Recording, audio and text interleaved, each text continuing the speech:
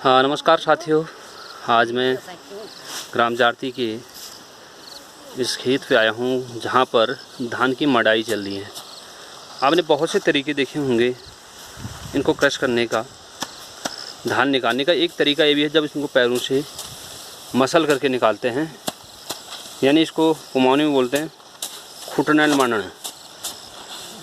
एक तरीका दूसरा भी है जिसमें ताड़ी लगाते हैं, चारों ओर कपड़े लगा करके किसान लोग उसको एक लकड़ी या कोई पत्थर के ऊपर पीट करके निकालते हैं।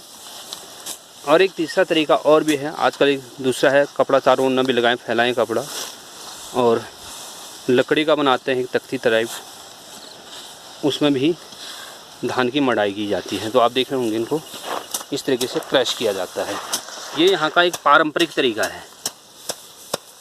अब आप देखेंगे क्या कहते हैं और ये अब सभी लोग उसके बाद पहला वहाँ से अभी आपको दिखाता हूँ। पहला क्या किया जाता है, धान काटने के बाद उसको एक घेरे के रूप में ऐसे रखा जाता है 4-5 दिन के लिए, और अंदर भाप गर्मी के अनुसार वो थोड़ा सा इस प्रकार से हो जाता है जैसे आप इसमें देख रहे हैं। फिर उसके बाद सेकंड टाइम में यहाँ रखा जाता है और उसको करते हैं क्रश, पैरों से कुचल करके मांडा जाता है। फिर सेकंड फॉर्म होता है ये जो आप देख रहे हैं, जो बच जाता है उसमें से उसको निकालने के लिए लाठी के सहारे से उसे निकाला जाता है। भी आप देखेंगे ये ऐसे मारा जाता है, इसमें आप देख रहे होंगे इस तरीके से जो बचे हुए धान हैं वो इसमें से निकल जाएंगे। इसके बाद इसको अलग रख दिया जाता है। रखने के बाद इसको सुखाने के लिए ऐसे फैला दिया जाता है। बाद में इसको जानवरों के रूप में इसको खाने के लिए, जानवरों के प्रयोग के लिए इस पुराल को यहाँ प्रयोग किया जाता है। जबकि आप शहरों में देखेंगे इसको जानवरों के लिए प्रयोग नहीं किया जाता, क्योंकि वहाँ बहुत से पेस्टिसाइड डाले जाते हैं। जबकि यहाँ पर टोटली ही अगर आप देखेंगे यहाँ ऑर्गेनिक खेती जो की जाती है।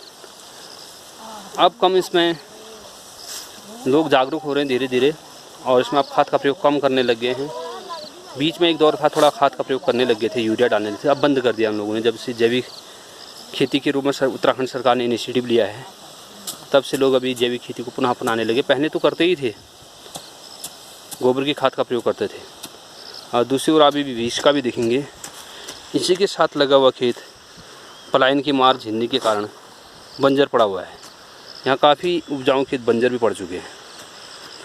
कहीं पर जो लोग, क्योंकि काश्तकार यहाँ हैं, वो इस खेती को कर रहे हैं। उसका रीज़न ये भी है, आप देखेंगे भौगोलिक स्थिति के अनुसार उतनी दूर यहाँ रोड है, इतने ऊपर गांव है, कोई भी सामान लाना है तो चढ़ाई पे आकर के यहाँ पर अपना गुजारा करते हैं। लेकिन अभी एक रोड ऊपर से आ चुकी है, लेकिन उसका भी आधे से आगे लिंक नहीं है, जिस वजह से उसका कोई औचित्य नहीं रह गया। सिर्फ आना एक कोने तक, उसके बाद उसका पासिंग नहीं है। तो ये सितंबर के लास्ट वीक में आप देख रहे होंगे उत्तराखंड में सबसे बेस्ट मौसम माना जाता है घूमने की पर्पज़ से सितंबर और अक्टूबर। बाद में तो यहाँ ठंड पड़ जाती है। अभी यहाँ सब किसान भाई लोग, माताएं बहनें यहाँ पर काम कर रही हैं।